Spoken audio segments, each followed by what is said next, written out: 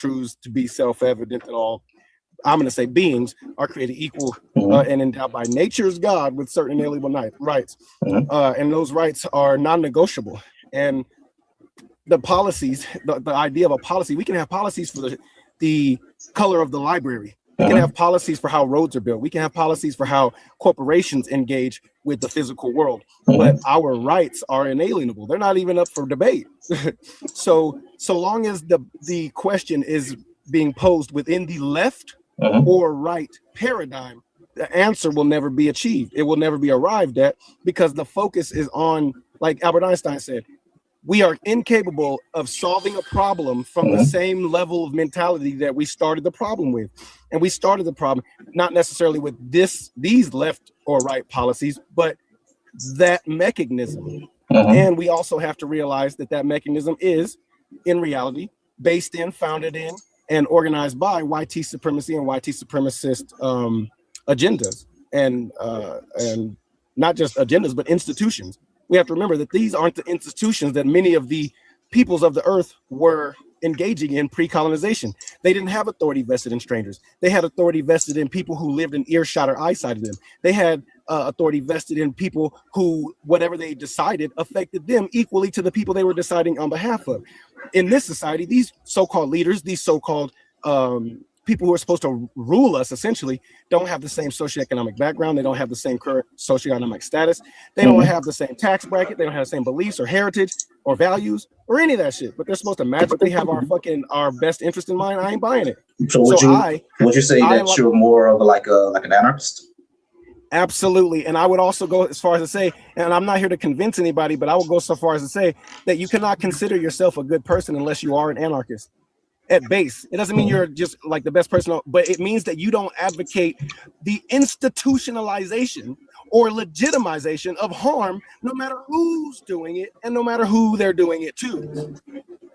Okay, no, that's something I could definitely see right now. Me personally, I'm not sure how basically anarchy would work. Right, that's just something that I don't see yet. But I'm not something that's definitely against it. But this is as far as what we have as a society goes, as far as how society works. This is what we have, right? And if we're going to have a society that we have that has governance, then I think that certain policies should be put in place in order to uplift human well-being as much as possible, which is why I think that leftist policies are better for society.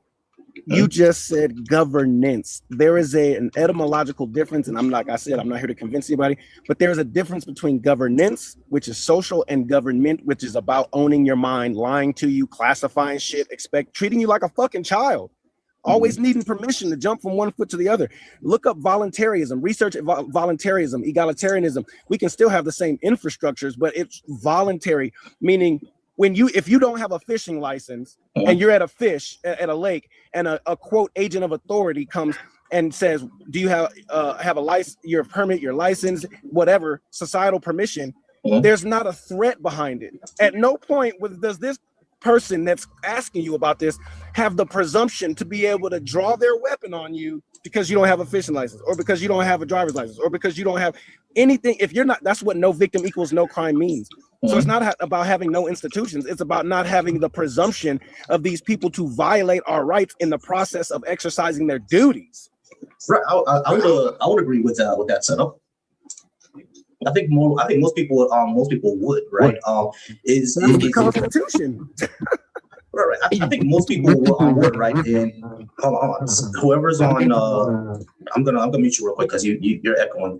All right. So yeah, I don't think most people would disagree with that, right? We should have like less of those like barriers to live our lives, like fishing licenses and things like that. I don't know why they exist, but I do know that one thing that I've always noticed is that anytime there's a license or a law for something, it's because somebody screwed something up, and therefore so people had to make a rule for it. You see what I'm saying? So like, as far as like your example, fishing licenses, I'm not sure why that exists. I don't know the history behind that.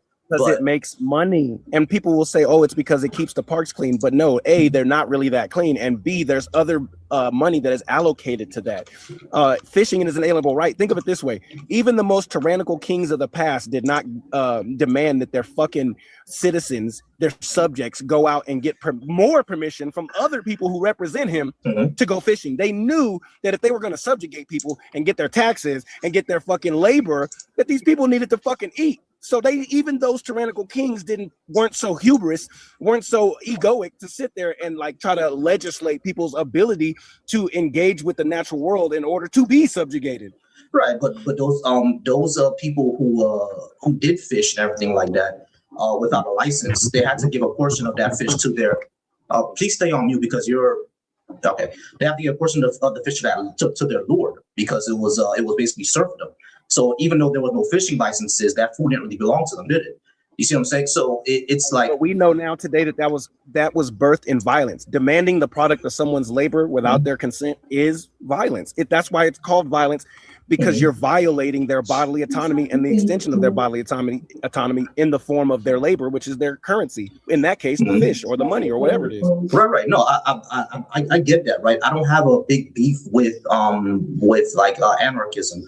I was not sure how long it would work. That's the only thing. And to be fair, that's only because I haven't seen it. You know what I'm saying? That's really the only reason, just to be fair with it. I haven't seen it, which is the only reason why I don't know how long or if it'll work at all. That's really the only reason.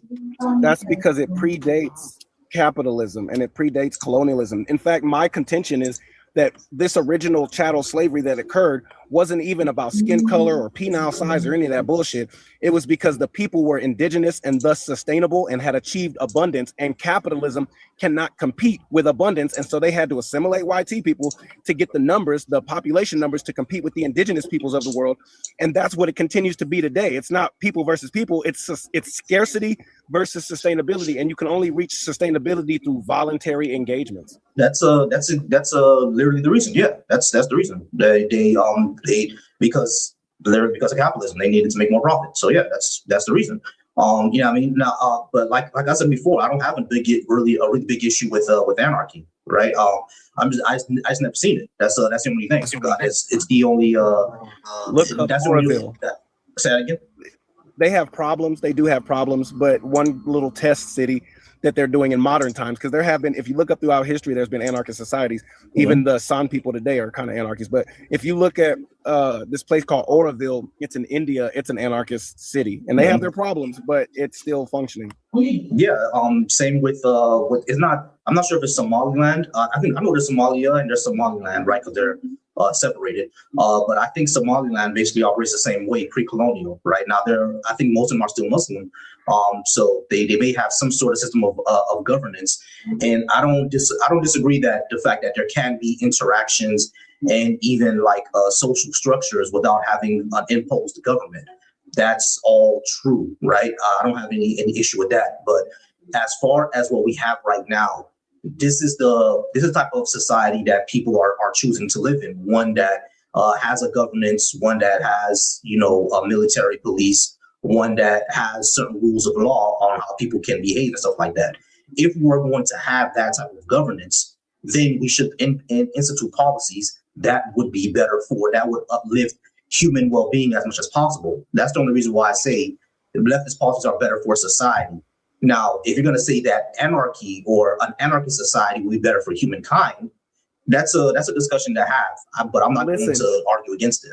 Nope. I just wanted to see where you were at, because we haven't gotten a chance to talk. I wasn't baiting you necessarily, but I just want to see where you're at. I respect how you handled that. I love it. And the difference is voluntary means, and it's not that we can't do it. It is that we're gonna do it, and these institutions, because we're already doing it. 99% of what you do in your life and in a day is voluntary. Nobody's making us be on this app or not be on this app. Nobody's making you go to work or not go to work, so on and so forth. But that 1%, that 1% could cost somebody look like you and me a life. Agree. That 1% is tyranny. That 1% is tyranny, and I think it was Benjamin Franklin said, if you will trade any bit of freedom for any bit of security, you deserve neither and will receive none. Yeah, I appreciate that. That one, I was going with that one. Yeah, I want to say something. I see your hand was up.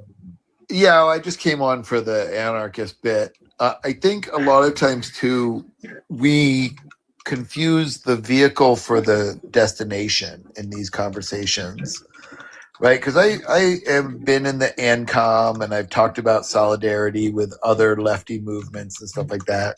But as an anarchist at heart, like I think that we lose something sometimes when we confuse where we're headed for how we're getting there. And I think that we need all hands on deck. And so we'll need all the lefties on deck. And that doesn't mean that the anarchists can be trusted to be lefties, because like in America, a lot of the anarchists are just fash with extra. Yeah, they're ANCAPs. Right. Well, that's not a fucking thing, but I mean, those are just Yahtzees. I just mean with like libertarian shit. I just mean with like this idea of like, because like anarchists, at least from the side that I identify with, aren't against, like, we're not against there being structures. We're against there being a loyalty to structure over need. Right. No, I right. Like I, for me, it's fine for there to be some structures, but if those structures are an impediment to the well-being of human beings, then they should not be trusted and they have to be dismantled. And like, while we're doing that, I have total solidarity with other lefties. Afterwards, if they're trying to rebuild new systems or whatever, like there might be some things I don't agree with. But we still need mechanisms, right? Even in an anarchist society, there are still mechanisms that provide conditions. Right, I got you. Now give me a second. Let me talk to right wing woke real quick. All right, right wing woke. I'm not sure how that's even a thing, but sure, let's go ahead and talk. What should I call you? Is right wing woke a good name, or John, or what? You could call me Lewis.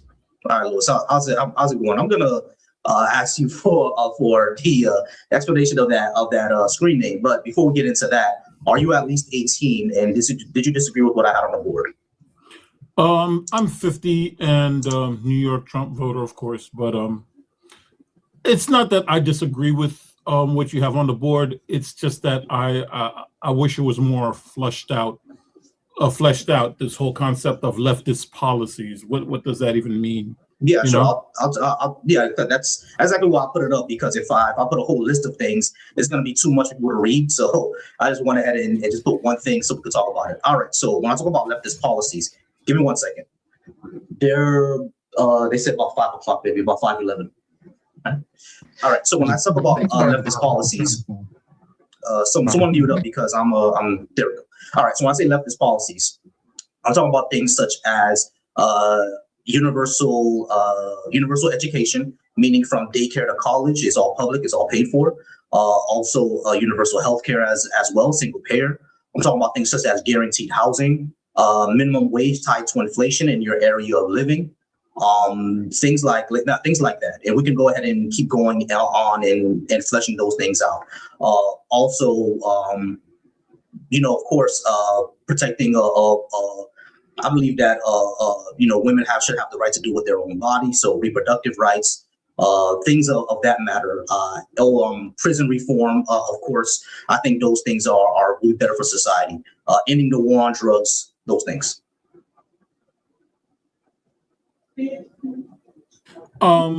Yeah, those policies have certain drawbacks. It's hard to make universal housing work because it kind of raises the price of the housing that is available. It's like we're dealing with that in New York right now. And for the most part, I don't disagree with what you're saying.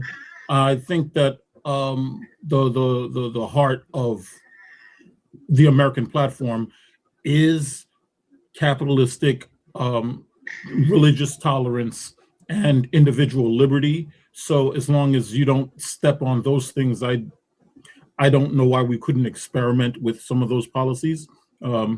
You have to understand that America is 50 states that were designed to fight with each other, so that there is going to be only one way to get universal health care, and that is through a constitutional amendment. But other than that, I wouldn't mind seeing more experiments towards your policies, so that we could try to make things easier, because we are going towards a more social society, because automation and globalization is doing what it is to the economy as it is, right?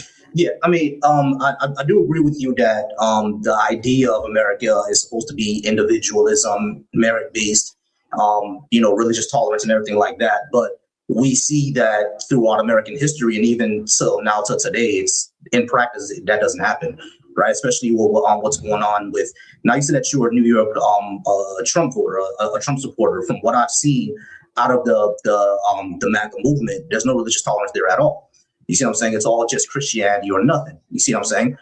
So when we talk about religious tolerance, and then we're going over into Trump support, I don't see the religious tolerance there, which is why I was going to ask you, why vote for Trump? Because everything I'm talking about, he and most of MAGA would be completely against. I've spoken to them plenty of times, and they think that single payer or universal health care means that, everybody's going to be working for some government doctor, and they're going to choose if grandma is on the plug or not. That's kind of ridiculous, right?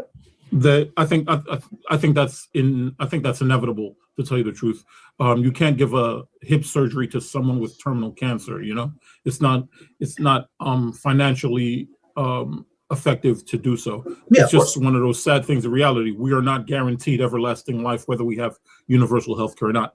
But going back to what you said, I take a little bit of umbrage that you're saying that maybe the MAGA movement might be pig-headed when it comes to religious tolerance, but you have to understand the MAGA movement are just really, really loud Republicans, and Republicans know the value of having a diverse structure of religious beliefs. We have Indians, we have Buddhists, we have Jewish people there, and I think, if anything, the Republican Party is going to become a more safe haven for the Jewish community. So yeah, whether MAGA likes it or not, we Republicans do promote religious tolerance. I mean, I think every regular old day Republicans are going to be fine, right? Like I think that about basically everyone. No matter where you are on the spectrum, left, right, middle, whatever. Most people don't really care about what religion you are, right? But MAGA is the one that's in control of the Republican Party at the moment. But when it comes to the left, and when you say that Jewish people are going to be more safer within the Republican Party as opposed to more leftist parties? Yes. The reason why I disagree with that is because our issue isn't really with Jewish people or Judaism in of itself. Mm-hmm. It's with Israel and Zionism. That's the issue, because political Zionism, even from the person who created political Zionism, said that it's basically a settler approach. It's basically colonization. It's colonizing the land. They literally said this. You see what I'm saying? So we know that's what they're doing, and everybody has from the left to the right has already repudiated what Israel is doing in Palestine, right? So it's not that Jewish people are not unsafe. No one really cares. As a matter of fact, a huge big leftist organization right now is called, I think, UFA, Unfuck America. The woman who started is Jewish. You know what I'm saying? So it's not about being Jewish. It's about repudiating what Israel is doing in Palestine. I don't think saying that, y'all are committing a genocide over here is all of a sudden anti-Semitic. Now, a lot of people would say that it is, but it's really not. Well, my problem with this whole supposed pro-Palestine movement is that most of the people who claim to be pro-Palestine do not understand world history, and they don't even have a Palestinian leader to get behind. They're just following a trend of, if it's close to whiteness, I'm against it. And it's kind of childish in my eyes. That's kind of silly, because Marxism was created by a white person, and a lot of people are down with Marx. So it's not about being close to whiteness. It's about what causes damage and what doesn't. And Israel right now is killing a whole bunch of children. So yeah, they're going to be against it. That's the headline. But in actuality, military-aged men with weapons aren't children anymore. But there's not headlines. There are literally people on there, like NGOs, like non-government agencies, charities, Doctors Without Borders. Doctors Without Borders are not people doing this for headlines. They go anywhere to help people out.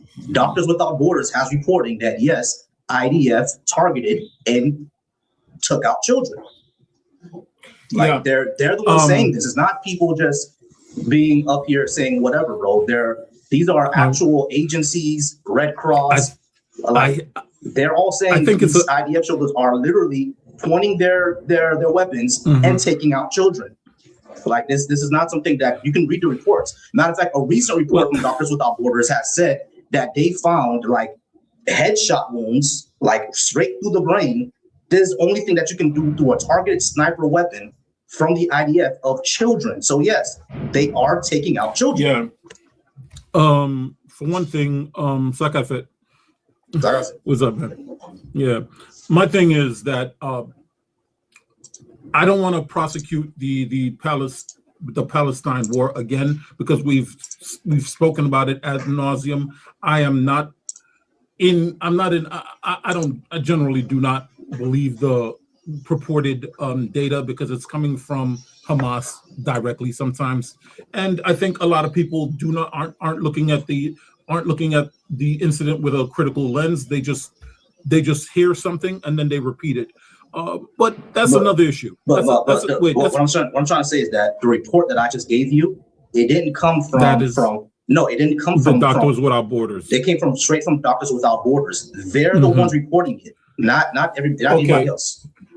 Okay, and when they say children, I'm taking it to 10 years old. That's what they're talking about. I do not look.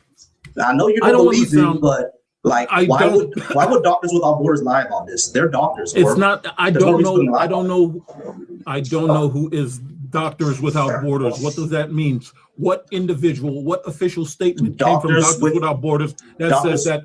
Okay, so Doctors Without Borders are the primary target. No, Doctors Without. Now, I'm saying that they're primary target. I'm saying that they're taking out children, but Doctors Without Borders is an organization that basically is doctors who volunteer their time all over the planet, right? Anywhere that's a war zone. Exactly. Okay, so they're the ones reporting that yes, so IDF are shooting children over in Gaza. What is like I said, I need an official statement from a representative from Doctors Without Borders. The nebulous term of Doctors Without Borders, it doesn't constitute as evidence. It's hearsay at this point.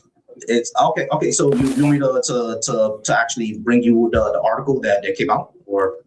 By all means, if you feel the need to, that's fine. But I'm still saying that military-aged men or young men with firearms does not constitute children anymore. Understood, but they're talking about 9-year-olds, 10-year-olds, 11-year-olds. Like these are reports that come out of there all the time, bro.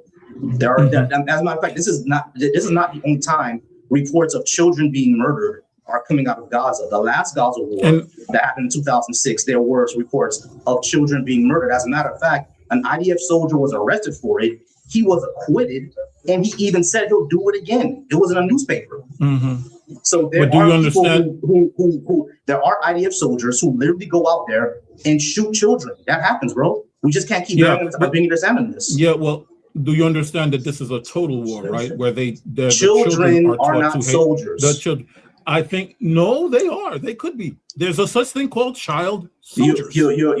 There is something called child soldiers that does happen in Africa. I agree with you, right? But these people are not soldiers. The children are not soldiers in this war, bro. That sounds like an affirmation of faith, and I don't buy that. It's not I've seen their propaganda. The story that I'm talking about. Listen, the story that I'm talking about of the 13-year-old girl who was murdered by an IDF soldier. She was not a soldier, bro. She was a regular kid. There's also journalists. Journalists are not soldiers either, right? Yeah, journalists are not soldiers either. Some of them are. No, journalists are not. Journalists are not soldiers, bro. Journalists are not soldiers. I know one in particular who has got a lot of press, and then it showed that he was actually a high-ranking member of Hamas. How much you want I to know bet one in is, particular. how much you want to bet is that's propaganda and it's not true? Because You know what? That's the thing that we're okay. Here's the problem. I know. Okay. Listen. Let's say I give you that one was a high-ranking member of Hamas, right? But there are thousands, and maybe not thousands, but hundreds of journalists who got killed in this war. This recent one, not all in total. I'm talking about this recent one. Hundreds of journalists who are not soldiers, who actually came from like the UK and the US. As a matter of fact, Marcus Lamont Hill was a co-worker of one of the people who was killed over there. He's not a member of Hamas. He grew up in America all his life. He had no terrorist ties. IDF killed him. And he was killed by them, not by Gaza. Not by he was killed by Gaza. What I'm saying is that IDF soldiers, what I'm saying that in Israel, journalists and children, people who are supposed to be off limits to all this, are being killed. And a lot of them are being straight up targeted. And they know that they're targeted because they know how like bullets and shooting is supposed to happen. They know they target them. So if that's happening, these are war crimes. They need to be prosecuted for that. I'm not saying Hamas doesn't need to be prosecuted for that. Hamas does horrible things. Yeah, I agree with that. Prosecute them from war crimes. So we can't bury our head in the sand and pretend that Israel is the good guys here. They're literally not. Here's my problem. All right, I want to walk this back a bit because I don't see us seeing eye to eye on the prosecution of the Palestinian conflict. Ultimately, I'm going to be pro-Western society over 7th century religious authoritarians who believe that the more suffering you put on someone's flesh brings you closer to God. The fact is, Israel is the fact is Israel is a mature, metropolitan, modern society versus 7th century religious authoritarians. I don't want 7th century religious authoritarians coming into my country and practicing their faith of spreading the suffering.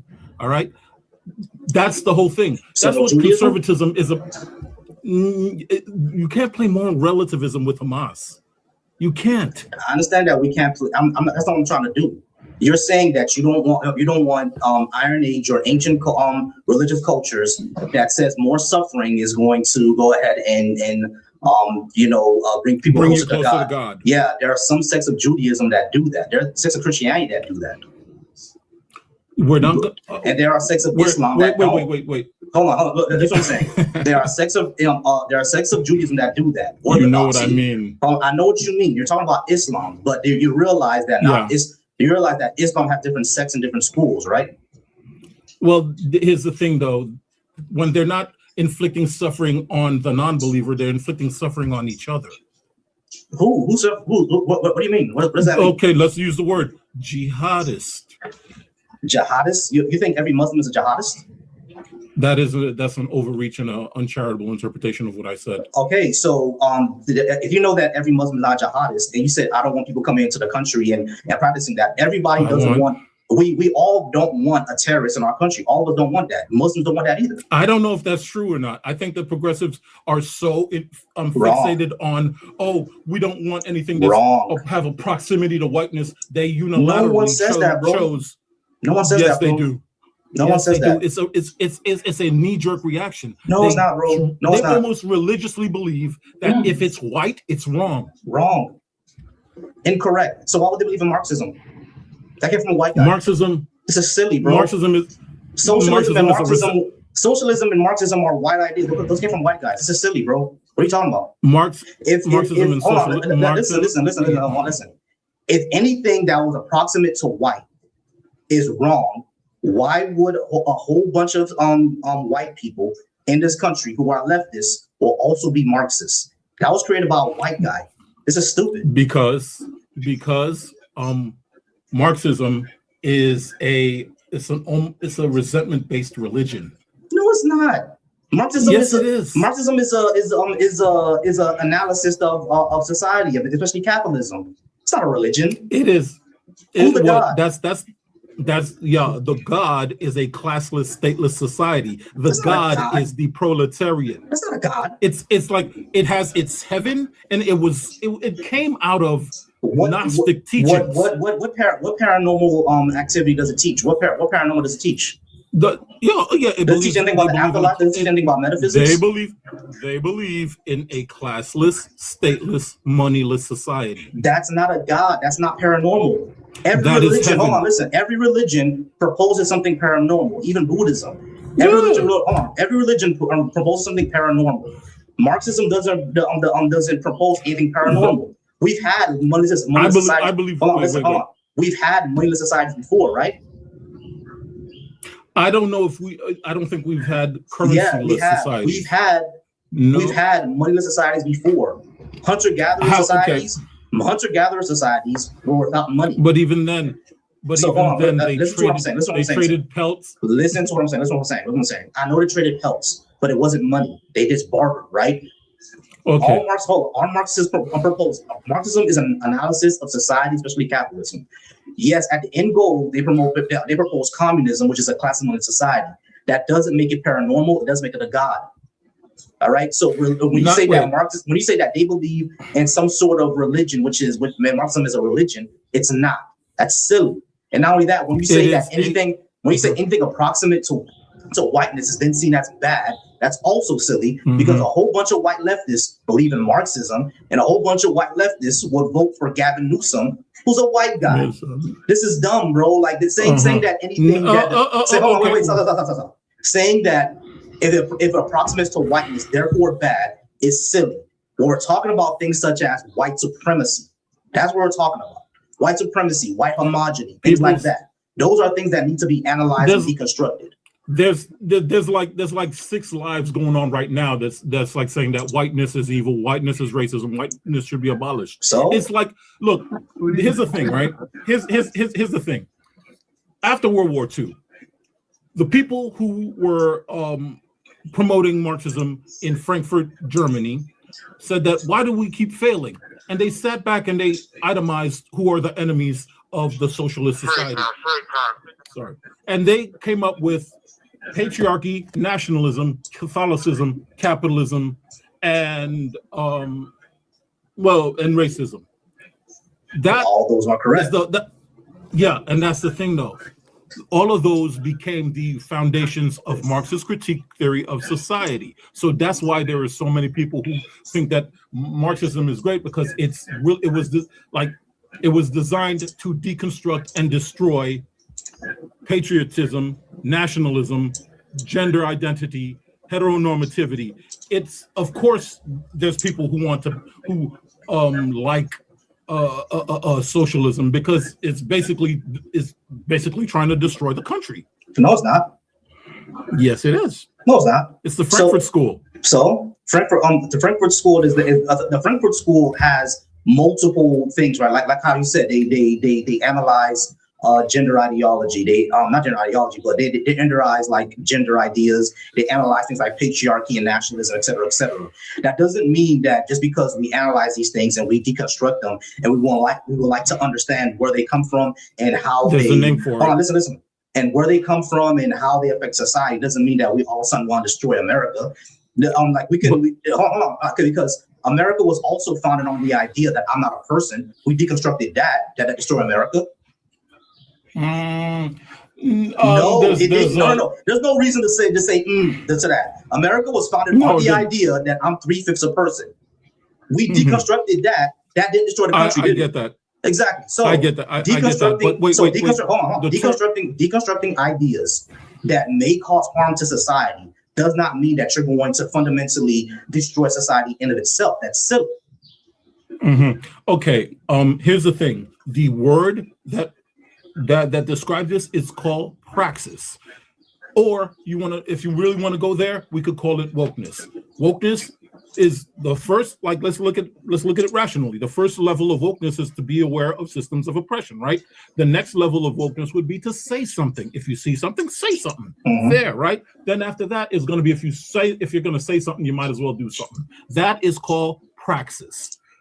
Gradually moving towards a socialist society and agitating against the system that is right now. And I'm telling you, the anti-Israel stuff, it's praxis. It's praxis because a lot of them are Caucasian or productive, capitalistic, and the like. They are close to whiteness, so they're wrong. No, they're white. I think, but the thing is, it's not they're close to whiteness because they're wrong, right? Because they're, first of all, they're white. But the second thing is that they're not wrong simply for being white. They're wrong because they're colonizers, and colonialism is bad. We've seen how bad colonialism is. Literally, the majority of issues we see in Africa right now came from colonialism. I could probably agree to a certain extent, but so because they're colonizers and because they have an apartheid state, that's why they're wrong. Not because they're white. No one bothers the Czech Republic, right? Because the Czech Republic is minding their own business. They no one cares about that. I don't remember the Czech Republic being in a blood feud of this proportion. Exactly. No, when you say that it's because they have approximate to whiteness, therefore that's why people think they're bad. That's silly. What I'm saying is that flattens the legitimate criticisms that people have against them, such as them being colonizers, them kicking people off their land who's been there for years, and them actually killing children. Things that actually have happened. Well, and a lot of them are saying that they're doing all this because the Bible allows, or not the Bible, but their religion allows them, or their God promised them this land. A lot of them have straight up said that, right? So when we look at these ideas, we're like, yo, this is a fucked up thing to do. It's not because they're white. They're doing something screwed up. There are people who criticize a lot of things that happen in the Congo too. Are they criticizing those people because they're black? No, they're criticizing them because they have child soldiers, and that's fucked up. You know what I'm saying? That's not because they're white. Well, no, I'm telling you this right now. A lot of progressive arguments could be boiled down to anti-whiteness. Period. Such as what? It's not even an intellectual thing. If productivity and survivability is deemed white, it has to be rejected. If an African American person uses, if a black person uses good diction, he's trying to be white. The fact is, on an academic level, these people are preaching anti-whiteness as a form of moral superiority, and it's stupid. And you might not believe it, but I've seen it. They're doing it right now as we speak. You know what I'm saying? If it's white, if it's proximity to white, it's evil. That's the whole progressive stack. No, it's not. No, it really isn't, because this seems to like I'm not trying to be insulting here, but have you sat in these college courses to actually see what they're trying to say? I've helped kick college professors out of their tenured jobs because they were telling people that whiteness is evil. I have gone and contacted schools because college professors. How do they actually define whiteness? How do they define that? Well, that's the thing, though. Yeah, you don't know. Itself. So what do it? Okay, my bad. I didn't interrupt. No. Whiteness itself. There's this thing called a Motte-Bailey that you could take the safe definition of, whiteness is the system of oppression that allows people to have a fake allyship between Irish, French, and when in actuality they were fighting with each other the whole time. But in America, they practice whiteness, which means a false sense of solidarity against the black man. That is the Motte. The Bailey, or the unsafe definition, they do mean phenotype. They definitely mean that. No, they don't mean phenotype. They don't, because if they meant phenotype, they would definitely because if it meant phenotype, right? Irish and Italian would be considered white, but they will always tell people that if you're Irish, Italian, or German, or anything like that, you don't have to be within whiteness, right? They always tell you that. So if it was phenotype, then they wouldn't be saying stuff like that. So, but you are correct that where they say that how they define whiteness as basically defining people into an in-group based on their phenotype in order to be against anybody who's not part of that phenotype. Yeah, that idea is evil, right? Why would that not be an evil idea? Because what that does is that erases the entire your entire culture and only makes your phenotype the thing that is superior over everybody else. So that's an evil idea. So they're defining that as whiteness, and we should deconstruct that. That's evil. The reason why blackness even exists is because of that issue, because they had to set that up, and because historically they had to put some people over somebody else, which were the slave class, which was us, right? So like, yeah, that's the only reason Black culture and Blackness exists, and white culture and whiteness exists. So yeah, that idea of whiteness, of amalgamating these people in together out of their phenotype, and they're superior against everybody else because of their phenotype, that's an evil idea, isn't it not? Yeah. To a certain extent, yes, it has to be challenged. But like I said, this is a progression. If being aware of it, saying something about it, then doing something about it. That's the general progression of progressive advocacy. And right? what we do about it is that we dismantle the systems that were built around it. That doesn't mean that a white person all of a sudden is unhuman or less than human or anything like that. That means that the systems that were built to advantage white people is something that we need to go ahead and deconstruct. We need to look at our entire prison system and take a look at why it was built that way. And we all know it was built that way in order to advantage white people. Same thing with the healthcare system. The only reason why Medicare is not for everybody. Give me a second. The only reason why Medicare is not for everybody is because it was decided that, or it was realized that if it was for everybody, Black citizens will also get it. So they said that, and so when that happened, when that was pointed out, they decided to not have Medicare for everybody and have it when you're 65. And the reason why they did it when you're 65 is because the age of the life expectancy of Black men back then, of Black people back then, was around 56. So if it's 65, that means Black people won't be able to get it. And even if they do it for 65, now there's a 20% gap. So that means that those Black folks won't be able to afford it if they're over 65. Those are the reasons why we don't have universal health care now, because Black people will get it. Literally, that's the reason why. You see what I'm saying? So this idea is evil because now, years later, we're living with the consequences of that, where the majority of people who go bankrupt are going bankrupt because of medical bills. You know what I'm saying? So this idea of white supremacy needs to be deconstructed, right? So, and we can do that if we have things like universal health care, universal education, things like minimum wage tied to your area, things like guaranteed housing, things like that can deconstruct this entire prison reform. They can deconstruct all these ideas. What about private property rights? You can still have private property. No one's gonna take away your property. Okay. Yeah. Okay. You know what? I spoke my piece. I'm just gonna sit back and listen if you wanna. All right, not a problem. Talk Appreciate to you. else. All right, we're gonna go ahead and move on to Sweet. What's that your name? Sweet Baby. That's your name? Born. Cool. Sweet. How you doing? I'm all right. Are you at least 18? And do you disagree with that on the board? I'm 24 years old and I disagree way for the left policy because All right, Guts. How's it going, Guts? Are you at least 18? And did you disagree with what I had on the board? I'm 23, and yeah, I disagree. All right, great. What do you disagree with, and did you need to explain what leftist policies I'm talking about? The reason why I disagree is I would say it's more of a critique, but it's because when we look at policies, so policies would influence what economy, you could say. It also influences individuals, and there's also structural power, right? Like the power of the structures of society themselves. So I guess politics, if you want. And you're saying everything that comes from the left side or leftist policies is better for society. Better, and my question would be this: better than what? Better than what we have now. Okay. But you do realize we do have leftist policies right now. So you're saying leftist policies are better than? Such as what?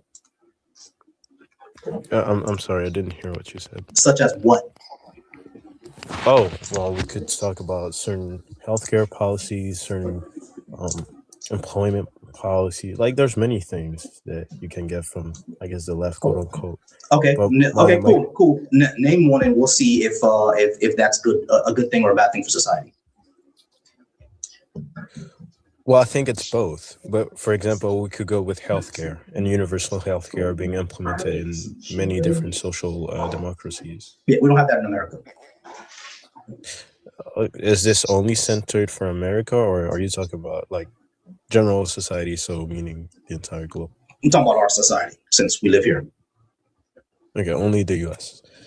So in the U.S., we would have the equivalent would be Medicare, right, or Obamacare, but it's it's being dismantled a little bit. Obamacare is not universal healthcare. I know it's not. I said it would be the closest thing to that. It's not even close. That's a left policy. I said closest, meaning you don't have anything closer than that. Medicare is closer. Medicare is closer. Okay, well, I mentioned Medicare, so yeah. The only thing is that Medicare is not really universal because you get it only when you're disabled or 65, and you should get it when you should get it whenever, instead of it being universal 65 and have a 20% gap. Mm-hmm. How is it better for society? Because in theory it is better, but in practice it isn't always the case. In practice, Medicare consistently has higher what's that thing I was going to say again? Higher satisfaction. There we go. It has higher satisfaction rates than private insurance. It's also cheaper and pays for more, and things like that. I would say it completely depends on the coverage you have, and I wouldn't go as far as saying it like the satisfaction is there. No, I would say that's a satisfaction is on Medicare is always pretty high. Yeah, but based upon subjective data or whatever. So I'm not saying I'm discrediting. Satisfaction is subjective. I'm saying that's my point. That's why I'm saying we can't really use that. Why can't we? Why can't we? Because it's like if people have higher satisfaction on Medicare than they do on private insurance, why would that not be a thing we use? Because let me put it this way. Certain people are satisfied with McDonald's. Does that mean McDonald's is good for them? Because it's cheaper also than the counterpart of whatever else they can get? No, it's not. This is why I'm not saying you're wrong, that it's better. I'm saying that using the argument that because it's satisfaction of having that product or that service doesn't mean you're having a good product or a good service. It just means you're satisfied with what you have. All right. The reason why that doesn't work, that's weird, what is disanalogous, is because you're talking about food and you're talking about an actual medical service, right? When it comes to food, yeah, McDonald's tastes great. Like I love their fries, but we can actually measure what McDonald's does to you, what it does to your body. Eating nothing but McDonald's for like 50 to 60 days, you're probably going to be very unhealthy, right? Well, actually, that we have to ping that. But like for example, having a whole bunch of McDonald's for every day, probably going to gain weight, probably going to be diabetic, et cetera, et cetera. So when it comes to when it comes to that, you're not going to be the same. We need to talk when it comes to something like medical services. We look at satisfaction, we look at access rates, and we also look at the health of the patients. And when it comes to Medicare, those things are usually very, very good, right? So when if they're good for access, if they're good for satisfaction, if they're good for health of the patient, then how can you say that it's a bad thing? Fair enough. But my issue isn't necessarily that. And I guess I'll try to be more direct. My issue is with the first part. So when you're saying leftist policies, meaning you're putting it in a box where it's only leftist policies that are better. And maybe this is a fault of mine, but I try to view things very nuanced. So I don't look at one thing and I'm like, this is it or this is that. I try to see the good and bad in both and whatever, right? And I try to get the best out of the two or whatever perspective, whatever topic we're discussing, and implement all the elements that could make things better. So I wouldn't go as far as saying leftist policies are better. I would say perhaps they're more humane. They're more, centered toward helping society, helping the like it's more I don't know what's the term, but you know when you look for others and the interest of others, that's what it looks for. Whereas the other policies are more centered around productivity, the individual. You know, it's different perspectives, but I'm not saying there's one better than the other. I'm saying we need a balance between both. I I think don't think leftist it's only policies lead one. to higher productivity as well. Could you make the argument for that? Yeah, And I sure. don't disagree. Yeah, sure. The reason why did he leave? All right, y'all. This is the thing. Everybody gets 15 minutes. Okay, everybody gets 15 minutes a little bit more for us to talk. Okay. So I think it leads to higher productivity as well because like they're built to uplift human well-being and decrease stress, right? So one of the big things that decreases human productivity is, of course, things like stress. Things like stress, things like pollution, things like lower quality of health. What leftists would like to do is invest more into things like public infrastructure. So public transportation, things like that.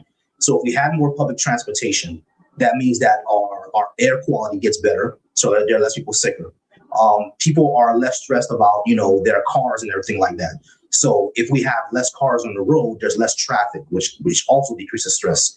And not only that, if we had more walkable cities, we have healthier people because they're walking more often rather than being in their car all the time. So if they're walking more often and being in their car all the time, that means these people are going to be healthier and more productive because they're walking, they're not stressed over their vehicles, and there's less pollution going around. And not only that, cities get less hot. Like they become a degree of less hotness because of all the cars that are no longer on the road. Because the more cars you have, the more you have to pave the road, and that pavement, the tar and the concrete and those parking lots, they suck up a lot of heat and it makes things a lot more hotter. So if things are less hot and people are walking more often and people are not worrying about the maintenance of their vehicles, meaning that all that money, like at least I think the average American spends at least $5,000 to $6,000 a year just on vehicle maintenance, not anything special, just maintain the vehicle. That extra amount of money they don't have to worry about mean that there's a lot less stress for them, mean that their productivity will go out at least a little bit higher. If you add universal healthcare to that, because now you have universal healthcare, anything else that's just your life, you can now have therapy for it. So if you go to therapy and everything like that, and that's free at the point of service, not completely free, it's just free at the point of service, you'll be able to talk to more people. And if you have something like such as universal education, meaning that daycare or pre-K is also paid for, that means that you don't have the stress of childcare anymore. I'm saying all of these things increase productivity. It looks out for the human, but it also increases productivity because it decreases a lot of stress and decreases a lot of extra money that people don't have to spend on. Can I ask you, where do you think then why or this would be my question, why do you think in America we've seen this shift from left to right, which was pretty radical in my opinion, that seemingly no one expected? And at first I don't think it was that popular, but now it's almost like 50-50, and people don't want to align with leftist policies anymore. Do you think that's proof of a certain dissatisfaction, but like misaimed, and they just blame the people that were trying to fix the issue? Or do you think leftist policies also contributed to this unrest that people are feeling? There were no leftist policies that contributed to any of this. All this is happening because of two main reasons: trans panic and essentially backlash of Obama. Because all Obama did was keep the status quo. Because he kept the status quo. Remember, Obama won on everything that I'm talking about. He talked about universal education. He talked about universal healthcare. He talked about better public transportation. He talked about all of that. Those are he talked about parental leave, guaranteed housing. When Obama was running in 2007, 2008, he ran on all those policies and he won. Why? Because it was a change to the status quo. But Obama kept the status quo. Sure, the ACA was a lot better than what we previously had, but for the most part, he kept the status quo. So because of a backlash to that, because there was a section of society that simply doesn't like a black man being in power, we need to stop denying that, because these folks still call Obama the most divisive president and he was the most lukewarm motherfucker ever. He was the most lukewarm nigga ever. You know what I'm saying? So like they still call him the most divisive racist president, and he ain't say nothing about that. So the backlash isn't about him being divisive or anything like that. It's about him being black. We just got to call a spade. All right. So because of that, and because people started panicking over trans people, now we have all of this. The backlash is more towards what society already has. Society stresses people out. So society sets up men for failure. It tells men that we're supposed to be providers and protectors, but it fails to actually give us the tools to actually do that unless you're already in a position to already do that. And because of all these issues, because of systemic failures in our society, instead of the left, which what we should have did was promote and analyzing our society and saying that we need to look at what these things are doing to us, what these things are doing to men, instead of like scolding people. What the right did was say the reason why all these things are fucked up is because of immigrants and trans people, and people believed it. Would you say lobbies, special interests have a large price? Because I, from a very young age, I was always interested in politics, but the more I grew up, the more I'm not uninterested. I'm still very interested in politics, but I feel like it's just a rigged game that will never be unrigged because it's been rigged for too long. There's too much corruption, and the power imbalance between the people that can influence policies and the people is very, very, very unequal. Meaning, even if the people wanted something, the people are so divided that they they can't even agree to what they all want in common because they think that they're fighting against each other when it's really just no, you're fighting between you and the people at the top are just watching and profiting you all. Agreed. The special interests are definitely a big part of the reason. Like, for example, we have a climate crisis right now. Like nobody, even young conservatives, are not denying that we have a climate crisis. What the problem is that they keep blaming it on immigrants instead of blaming it on the oil industry. Though for example, there was just an MIT professor who was close to cracking, who was working on fusion technology. He even reported that he's close to cracking fusion technology. Fusion technology will basically give us a sun-like, like basically if you take the sun and you put it on Earth, right?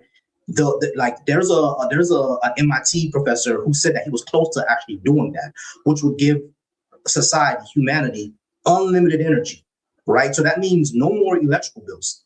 That wouldn't happen anymore. He was murdered a few weeks ago. Think that's a coincidence? What's his name? I'd like to look into that. I forgot his name. Give me a second. Okay. But I'm an IT professor, so I can probably look that up. His name was Nuno Loureiro. I'll put his name in the thing. That was his name, Nuno Loureiro. I think he was South American. But yeah, he was murdered a few weeks ago. And I don't think that's a coincidence. You know what I'm saying? We know that the oil industry has been paying off like environmental regulators, sending lobbyists to Washington in order to basically lobby for policies or lobby against like any laws or regulations that will be against them. Like we know that they've done that, right? So like that's one of the big reasons why we have a lot of the climate issues we have today because of fossil fuels. I don't want to stick too long because you did say 15 minutes. I don't know like where we're at with the timing. And I guess to go back to your prompt, one thing is I don't necessarily disagree that certain policies are, for me, inherently better for society. But I think as like framing them as leftist policies, I don't know. It's not giving me the ick, but it's just like I feel like we're putting boxes on things that I don't know. These should be.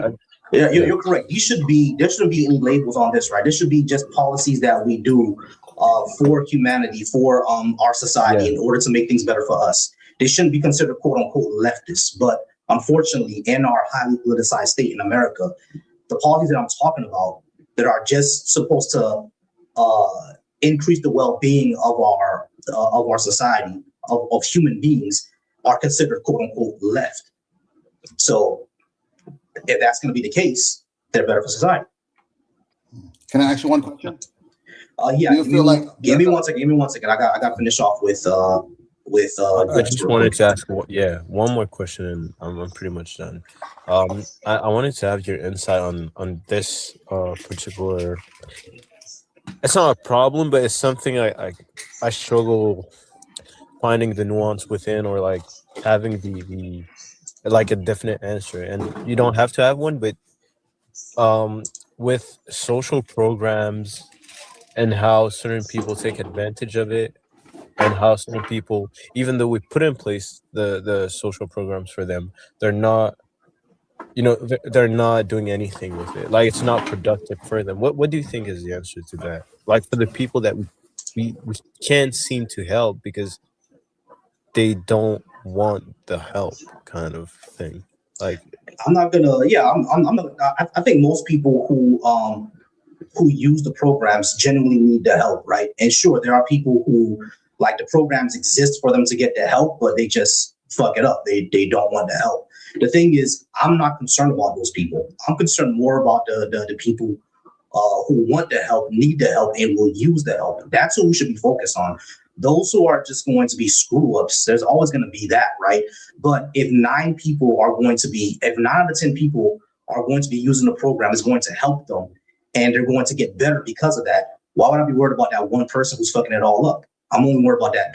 I'm more worried about those 9 people. You know what I'm saying? Because those people who are just screw ups and they just can't get it together. They just can't get it together, bro. Like, it is what it is.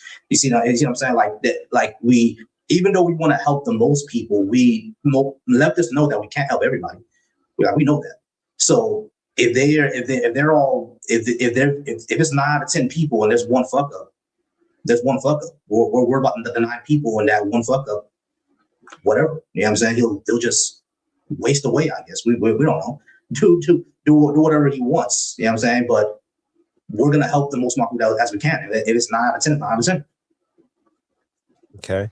And if we reverse the efficiency, let's say it's 1 out of 10 that benefits off of it, and 9 out of 10 don't really, would you still have the same stance? Yes. Yeah, I have the same stance. We just need to rework the program. We have to see exactly what did we mess up and go back to see how we can improve it. That's beautiful. Well, thanks to you for giving me some time, and nice talking to you, man. Not a problem. Appreciate you. Yeah, good. Hey, sorry about that. I know I cut you off. Sorry about that. Kevin, how's it going, Kevin? Are you at least 18? And did you disagree with something I had on the board? Actually, you had a question. What was the question? Well, yeah, I'm 18. I'm in California. But the biggest question was, when you say humanity, I think you're like referring to worldwide humanity. Is that correct? Yeah, I will refer to worldwide humanity, but specifically for this topic, I'm talking about American society. Okay, because that's where I kind of think we get a lot of issues between the left and the right. Is especially, let's take for example, start from the beginning of Doge when we went into the USAID situation and NGOs. There was a big pushback from the left as they felt like we were required to continue with support and humanitarian relief throughout the world. What do you feel about that? When Doge cut off USAID? Well, they didn't cut off USAID. What they did was they tried to audit and thoroughly oversight USAID, and they received a lot of pushback. I don't have a problem with oversight, right? But the only issue that I had is that it already had it. That's the first thing. And the second thing is, I think a lot of it came from mistrust of Elon Musk, essentially, because he essentially bought himself a government position. You know what I mean? But like when it comes to USAID and Doge, a lot of that pushback wasn't because we need to go ahead and take a look at this and make sure that all the money is going to where it is. The pushback was against, don't trust that motherfucker. And I think that's correct. Don't trust him. Don't trust him? Why? He's a white nationalist. Why would I trust him? He's a white nationalist, so because he's white, and because which nationalist is he from? America or? He's from South America. I mean, I'm sorry, South Africa. So it's a South African No, he's not nationalist. South African nationalist. He's a white nationalist. What nation? Do you understand? What What nation? a white nationalist is? I believe so. Maybe I don't understand what You your definition don't. is, but what I believe is white nationalist. You know. I said what I don't believe yours is. Okay. Go ahead. What is your definition? A white nationalist is basically a white supremacist, a person who believes that quote unquote white people should be in control of a nation or of a society at the exclusion of others. He's a white nationalist. He's not a nationalist as in like he cares about America and he's so pro-America and happens to be white. That's not what that means. I understand what you're saying to it, but that's why I asked you which country. I didn't know it was an overall thing. I thought it was nationalist towards either America or towards Africa. No. A white nationalist is a person who believes in white national identity, and it's about white supremacy. It doesn't matter where they're from. There are people who are French white nationalists. There are people who are Swedish white nationalists. I've met a few. There are people who are Mexican white nationalists.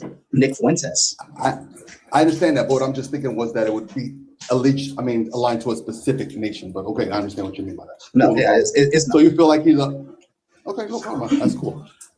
So you feel like he's a white nationalist, and you didn't trust him being able to audit the funds that we were spending out throughout the international world. Throughout the international community. Right, correct. Like, I don't trust him at all. Why would I trust somebody like that? Why would you trust a white nationalist? Well, considering he's trying to save us money, I don't know why wouldn't you? He wasn't going there to take money. He was going there to audit the funds, try to make better systems and regulations. Because white supremacists are dishonest. They're always going to be dishonest. Wow. Well, if we got to go there, it's too much not to compensate on, because that means you're just going to distrust everything that somebody says that was white. Basically, I can't. No, I'm not talking. I didn't say that we have to think anybody who's white. I'm talking about white supremacists, not just anybody who's white. Not all white people are white supremacists. So, what deems Elon Musk a white supremacist? He's actually spread Nazi and white supremacist propaganda on his Twitter, and he has he said something. Has he said anything negative against any other cultures? Yes. Tell me. Yeah. For example, there are people who he retweeted that basically call all the other cultures inferior except for Europeans, and he retweeted it. He said truth. He also spread negative opinions about Black people, talking about how we're the most criminal and violent group in society. I'm not gonna defend Elon Musk because I don't really know him that well. I don't know if he has any Black friends. He could be a racist, as far as I know. He's from South Africa shit. I think they're all racist, honestly. But I don't think he would have did. I don't think his racism would have brought distrust to him being effective in Doge and trying to audit. I think he wanted to be successful in that venture. You know what I mean? I think he really did want to do the best job he could, whether it was a white nationalist or not. Right. No, right. I get that. Right. We would think that he would like to do the best job he can, but racism isn't rational. So once you make decisions through that lens, you're not going to make good decisions, are you? Oh man, blowing up the man's Tesla dealerships wasn't rational. So we're not going to play the rationality card. But at the end of the day, I don't think he would have been a bad person to do that job. But again, he received a lot of pushback from these NGOs and money that was being lost from Americans. Right, because the way that you audit these things, number one, there was already audits happening for U.S. aid. Every single government body gets audited. That's the first thing. But the second thing is that Elon is not as smart as people think he is. He's not as smart as he thinks he is, because that was proven when he started auditing the quote unquote auditing the government, and he thought that there were funds going to make mice transgender. And the word that he read was transgenic, which is not the same thing as transgender. Oh, it was not the same thing as transgender. So that means he can't fucking read, right? So when people say like, no, he just can't read. Transgender and transgender are not the same thing. So he just can't fucking read. Okay. You know what I'm saying? So when he goes into these government agencies and tries to get all this information, which includes a lot of our personal information. This is a private person who has no security background, has no background in government finance, has no background in any of this, right? But we're trusting him with all these, with all this information, and telling him to cut anything out that he deems as wasteful. That's not only a lot of power for one individual to have. He may not know what the fuck he's doing. So yeah, that shouldn't be trusted, bro. Like, just because Elon Musk is one of the richest guys in the world and he runs Tesla doesn't mean that he knows how to run government finance or knows where USAID is going or knows how to read scientific papers. He may not. You know what I'm saying? So we have to actually get people who we trust to do these things, not just some guy that made Tesla. That's who cares? He doesn't. Sorry, I didn't mean to interrupt you, but you would trust a politician in Congress, a representative, a rep, to audit your business over Elon Musk? You believe their intelligence? The people that are in Congress now are more intelligent than Elon Musk. Be honest. Some of them are. Yeah.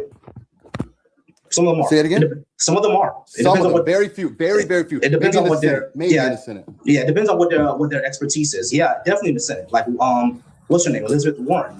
She was actually a professor of economics. So I would trust Elizabeth Warren over Elon Musk. She's old and she's about what is that called when you like?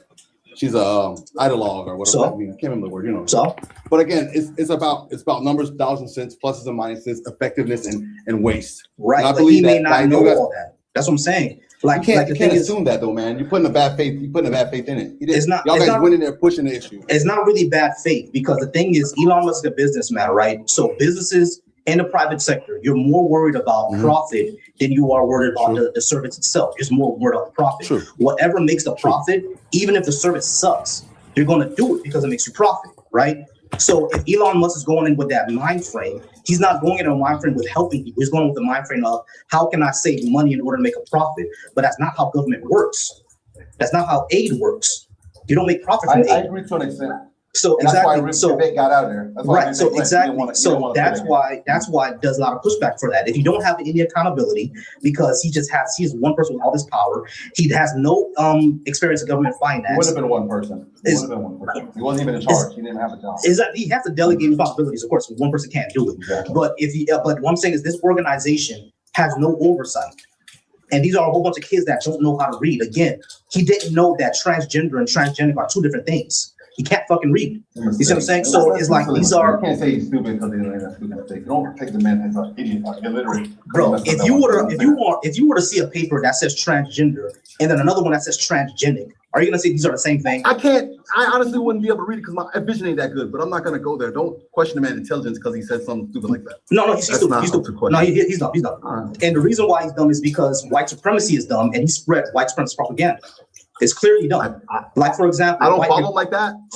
For example, white replacement theory, right? Great replacement was created by a French dude who's a Nazi, right? So great replacement says that white people are going to be replaced by people from the third world, and Jewish people are the ones who's doing it. Basically, that is fucking stupid, but he believes it. Do you believe that they imported at least 10 million people into this country? No. Who's doing that? Who's doing that? There were already 10 million people in the country. There were more than 10 million before, but let's say over the last 4 years, let's say that you think that they imported them in here. No. Who's doing that? What logistics? Like, what evidence we have of that? Well, I will say that, okay, easy. They broke every record of immigration in history, whether it was for the day, for the month, for the year, for the quarter, for the term. They literally blatantly denied a lot of the things. I mean, let's keep it real. They let people in the country. Do you not think that was a part of a bigger plan or a deliberate act? No. And what does that even mean? What does that even mean to let people in the country? What does that mean? I just proved it to you. More than any time in history, they had more people cross the border. More than every record. Right. So just because over 15,000. Right. So just because people crossed the border and they were apprehended doesn't mean that they were just let into the country. You need to have evidence of that because they could have been apprehended and sent back. So what evidence do we have that 10 million people were simply just let into the country willy-nilly? We have no evidence. Let's not use a number. Let's say 5 million. We don't have any evidence of that. 5 million. They let. How many? Okay, how many do you want to accept? It's not about accepting. How many it's about. Say? No. Listen. I'm not just going to accept something without evidence. You just can't say 5 million were let in without any restrictions, and they just let them in. Here, go ahead, guys. Go into the fucking. You just can't say that. You actually have to have the evidence of what that is. What do we have? What we have when it comes on, listen. What we have, hold on, listen. What we have is documentation that yes, there were about I think 500 or not 500,000. I think it was about 2 million border crossings, right? People apprehended at the border. That's what we have. We have evidence of about 2.5 million apprehended at the border in I think 2021, 2022. That's what we have. Now you're going to claim that 5 million were all just let into the country. You actually have to have proof of that. What evidence do we have that these 2 million people what evidence do we have that 5 million people crossed the border, 2 million were apprehended and sent back, and the other 3 million were just let in here? How do we? What evidence do we have of that? This is why it's unfortunate that our Alejandro Mayorkas was impeached and it was supposed to go up to trial to let us know what type of evidence and put that stuff out there. But unfortunately, for some reason, he actually got impeached, and for some reason didn't have to go to a Senate trial. I don't know why, because maybe they would have figured out why these people are allowing these many people to literally come into the country, and proving my point even more deep. Once they came in, they were actually flown on commercial flights throughout the country to spread them out to black neighborhoods. I mean, if what evidence do you have of that, bro? You're just saying that these things happen. What you mean? They did fly. They flew them and they bust them to different states like Chicago. Right. Hold on, wait. You're talking about people like no, I'm talking about Democrats. Which Democrat did that? Democrats use NGOs. They use NGOs to fund this. Which NGO did that? Don't ask me for the. See what I'm saying? I can't. I wish I had everything. All right, so you just can't claim things without evidence, bro. That's what I'm saying. You see them fly in. They have flights. Okay, so literally like who's what? Hold on. You're saying that Democrat governors led people on Democrat NGO. What's a Democrat NGO? Name one. They funded the plaintiffs. I'm sorry. Who? I just told you the NGOs funded them to get which into NGO? Which one? I'm sorry, I can't be specific. I can't. I'm so how do you know it happened if you don't even know who did it? Because they had flights that flew from Texas to different states. I don't know. All right. So, but Texas is not under Democrat control. What are we talking about? We're talking about NGOs. Which one? I just told you I don't know. So how do you know it happened if you don't know who did it? Because I know the flights that came in, the flights that flew in from Texas into these other cities like Chicago, like New York. Right. I just think they got. All right. So just because hold on, listen. Just because a flight went from Texas to Chicago doesn't mean that some Democrat NGO took illegals from Guatemala and Mexico and then flew them to Chicago. You're making a leap. They were in Texas. They were in Texas. They didn't fly from Mexico there. They flew from Texas in America to other states. All right. So all right. So you're saying that there was these illegal people, some NGO went into Texas, found out where these thousands of illegal people are, bought them plane tickets, and then flew them to Texas. What actual paper trail do we have of this? See, that's what I'm saying. I wish I could actually put that together. But how do you think they got from? Wait, just answer this question. How do you think they got from Who's Texas? they, bro? Listen. Listen to what I'm saying.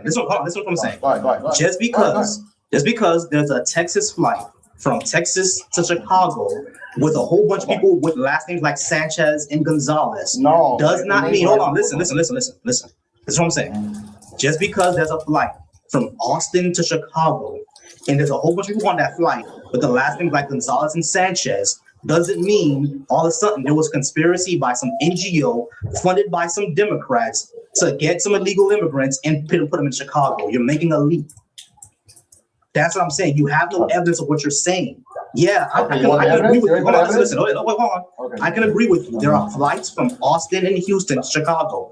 I took a flight from Dallas to Chicago before, right? That does not all of a sudden mean that some Democrat played for my flight through an NGO and I'm an illegal immigrant because I went from Austin to Chicago. It doesn't mean that. Saying that there's flights from Austin to Chicago means nothing.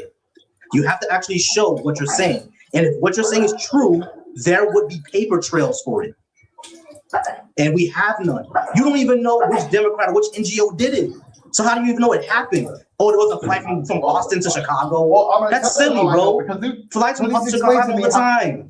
Oh my God. Please explain to me how they got to New York. How they get from Texas to New York? Who? All the ones that are staying in hotels, the ones that Brennan Johnson said we can't. Because Greg Abbott sent them there. It was Greg Abbott who did that. And Greg Abbott admitted that he did that. Ron DeSantis did that initially. Hold on, they did that initially. Hold on, let's talk. And he kept on doing it. You think he stopped? I think they could have, but I think they did work together. But don't tell me. Yeah, exactly. You think they stopped? They didn't stop. They didn't stop, bro. That's what I'm saying. It was what you're blaming. Hold on, listen. What you're pointing your finger at to NGOs and shadowy Democrats? It was a Republican who fucking did it. So why are you blaming Democrats? A Republican did it, bro. What do you mean? We tried to stop Greg Abbott and Ron DeSantis literally said that we're going to send these people to Martha's Vineyard, to New York, to Chicago. And they recorded themselves doing it. So they're the ones who did that. So when you're saying that shadowy Democrats paid NGOs to send illegals to Chicago, you're talking about Greg Abbott. He's the one who did that. Hold on, wait. Greg Abbott is the one who did what you're saying. Why are you blaming Democrats? It was Greg Abbott who did it. It was a Republican. It was a Republican who did what you're saying. Why are you blaming Democrats? So here's the one that flew millions over there, all across the country. Millions? What evidence do you have on millions? Millions of people. Where do you think they came from? What evidence do you have of that? Yeah, okay, why don't you ask New York? New York, when the senators came up, the mayors of New York, Chicago, and Boston, whatever, they all gave reports on how many people over in their country and what they cost. And how the hell they didn't say millions. How they got to Boston? Yes, they I don't were. remember what they said. There were hundreds of thousands. There were hundreds, upwards of thousands. Hold on, listen. There were hundreds. Hold on, listen. There were hundreds, maybe even a couple of thousand that got sent over to New York, Martha's Vineyard, Chicago, all the places, right? Hundreds, maybe even thousands of people. I understand that. That was done by Greg. Listen, that was done by Greg Abbott and Ron DeSantis. They admitted that they did it. They recorded themselves doing it. So when you say that the Democrats did it, when you say that millions of people were sent all over the country, we don't even have millions of people landing in Chicago. What are you saying? We have no evidence of what you're saying, bro. None. You're bringing up the one time at the initial flight when Greg Abbott not once. He did it multiple times, and he admitted it. They initially sent them to Martha's Vineyard. How many Mexicans or how many non-documents end up going to Martha's Vineyard after that? Hundreds. Okay, they kept on sending them there. Yeah, they kept on sending them there, and they kept on sending them to New York, and they kept on sending them to Chicago. Bro, we did not. Okay, whatever. The semantics is we're not even going about who paid for what flights. The initial asking was, why did they allow this many people in the country to jump street? Who allowed what? What are you talking about allowed? Well, it seemed like as if they denied Greg Abbott from being able to even help protect his border by keeping the barbed wire from them coming across. They literally let them in. I mean, again, they let them in, bro. Like, hold on. There is no let them in. Listen. When it comes, listen. When it comes to the border, there are thousands of miles of the border that cannot be gated, right? Because there's a river there. It cuts through people's property. There's a whole bunch of issues of why you just can't put gates at the border, right? Wow. Because it'll mess with the national. No, that's not right. Let me finish what I'm saying. There are reasons why there are parts of the border where you just can't put an unnatural barrier up because of environmental reasons, because of property reasons. And so that's the reason why you just can't put gates up. These are usually the places where people are going to sneak over, right? Through those natural barriers. Those are the places where that's what it came sneak over. So yeah, that's a lot. That's listen. That's where the surge came from. Yes. So a lot of those places, a lot of those places, a lot of people come through natural borders, the rivers, the deserts, et cetera, et cetera. That's where they come from, right? So yes, record breaking. That's where they come from. You know how people go through the Darien Passage every year? It's a record breaking. How many? Hundreds of people go through the Darien Passage, bro. Hundreds. Or if they don't go through the Darien Passage, they get on a boat and they sail around. Stop trying to justify the amount of people came in. Don't act like they didn't. I'm not. Hold on. Listen to what I'm saying. I'm saying. What I'm saying is that your claim that people quote unquote let them in is silly because folks are going to come in. Hold on. Listen, bro. Stop reacting. The claim that people were let in is silly because folks are going to be coming into the country regardless of who lets them in or not. That's always going to happen. How about encouraged? Can we use encouraged? No, I'm not going to use encouraged. No one's telling them to do this. Lies. Kamala Harris literally got up there and said, "Do not come." She went down there and gave them money to set up the damn passageways. That's what she went down there to no, she didn't. Guatemala to do. No, she didn't. Believe she didn't do that. No, she didn't. What did she do? That's not what it was. What else did she do? She went up there to talk to them about setting up businesses so people wouldn't come. They gave her money. She gave money down there. How much money did she give them? How much money did she give them? I can't quote the exact number. I wish I knew. I know you get what exact number because that didn't happen. Yeah, she did give them money. How can Kamala Harris give somebody money when she's part of the executive branch? The executive branch does not have power of the purse. So how did Kamala Harris give them money? I told you she probably set up something through an NGO. We can Google it right now. Which NGO? I'm sure I saw. Okay, I'm going to go ahead and Google this right now. Google it. Google it. Kamala Harris give Guatemala money? Secure some funding. What does it say? How much? How much, dog? All right. How much? Give me a second. I'm reading. Oh, Cool. Okay. So let's do this. Okay. So let's How much? let's hold on. Wait, hold on. Let's stop reacting. What? I'm gonna do two things. I'm gonna say you are right on one thing, but you're completely wrong on the other. Because you said Kamala Harris gave them money in order to encourage people to come, right? Okay. Yeah. Right. So the executive branch does not have power of the purse. But however, when Kamala Harris did go down there, she did allocate funds to them. You're right about that. Thank you. She did allocate funds. But you know what the funds were for? Oh, who cares what they were for? Do you know? Oh, no, not who cares what they were for, because your claim was that they were she gave them the money in order to create a passageway for them to get here. That was your money claim. to do whatever they want to do with it. No, okay, whatever they want to do with it. That's wrong. That's incorrect. All right, okay, that's my That's opinion. not what the money was for. It's a conspiracy.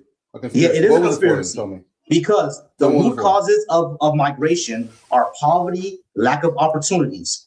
So what the money was sent down there for was exactly what I said, to create businesses for people to not migrate anymore. Because if they have more economic opportunity in their homeland, they won't migrate, would they? Right. How that work So out? the money How that work was out? so the money was allocated. And it worked out pretty well, actually. Got more As a people matter come of over fact- here. They came over here more. More No, people they came didn't. than stayed. They didn't. It actually dropped. Let me see which country. It actually What country was it? We dropped. can look at the numbers. That's the crazy thing. It We'll have to actually look at the dropped numbers. after that. Where'd That's the you see crazy these numbers part. from? Yeah, I Huh? would love to see. I how crazy googled that it is. exactly Sounds like you crazy. said. No, what you Google? What does it say? I How did googled it drop? exactly How did like you said. I googled did Kamala Harris give Guatemala money? We knew that already. I knew that googled already. exactly what you said. Okay, I already knew And that. she went, and yeah, exactly. And and you're correct. She did allocate funds to them. That's a problem to give to you. You were correct. But you said she gave them that money to do whatever they want with it. As a matter of fact, the first thing you said was she gave money to give them a passageway to get over here. That was bullshit. Well, I figure like they. But the second thing you said was that she gave them money to do whatever she wants with it. And that was also incorrect. The money was for setting up economic opportunities in those areas in order to stop migration. That's what the Sounds money good. was for. Sounds good. And you also said that immigration from those places increased after she gave the money. Probably. So not definitely. Probably. Yeah, I'm not bro. looking at the numbers, but it Yeah, makes it didn't, sense. bro. It didn't, bro. All right, bro. Well, how do you know that? 15 minutes is up because we actually have the So you're data. gonna justify of it, that they just came. we they just have the came data overnight. of it, don't we? They didn't encourage it. They didn't encourage it. No, just they happened didn't. by and They didn't. They didn't All right, encourage good. Oh gosh. Oh, see. All right.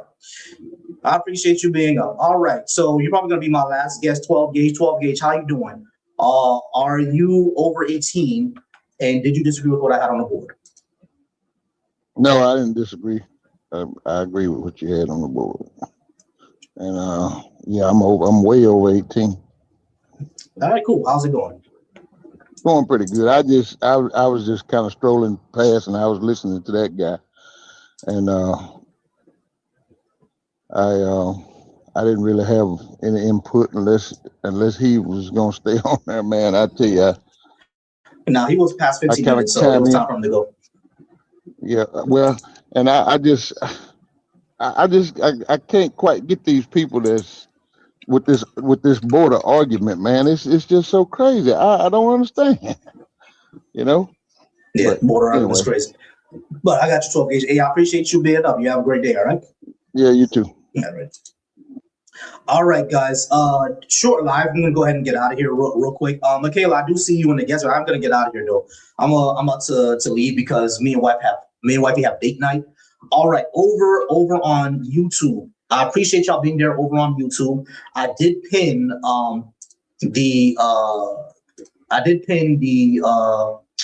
what's that called? The guest thing, right? I do see over on YouTube the gated. I do see over on YouTube, I have a bit of a lag. Not sure why that lag is there. I do have a bit of a lag over on YouTube, and I do apologize for that. But I'm gonna make sure that we go ahead and get this right for the next time. I'm on the account. I got you. I'm using StreamYard for now, but I do see that I have a bit of a lag. So that's probably why I won't have a lot of guests. But I appreciate Deconstruction Junction. I do appreciate y'all being there. Next time it's gonna run a lot smoother. I'll have a smoother ride, and I'll have my call-in number just in case anybody wants to call in. But I appreciate y'all over on the Deconstruction Junction. Y'all are amazing. I appreciate y'all. Everybody who's on my Vaulty Thoughts channel, I appreciate y'all as well. Y'all amazing. Like I said, I'm gonna be pinning the call-in number soon. Yeah, I'm not lagging over on TikTok. I'm lagging over on YouTube. There's a bit of a video lag over there. I'm gonna figure that out. I'm gonna figure that out to see why there's a video lag. But I do appreciate y'all over on the YouTube. I'm going to go live again, probably not tomorrow. Today's Christmas Eve. So just gonna enjoy my night. Tomorrow's Christmas, so no stream tomorrow because I'm enjoying time with family for Christmas. And day after Christmas, I'll be on. All right. So you think left is policy to re-elections? All right, Alex, I think you're having a seizure over there, buddy. All right, so yeah, I'm gonna go ahead and get out of here. All right, guys, I do appreciate y'all being here. I'm gonna be using another streaming service next time just to make things go a lot smoother. But again, I do appreciate y'all. I'm gonna have my call-in number next time, and y'all have a good night. All right, so y'all be safe, and y'all have a good night. All right, peace.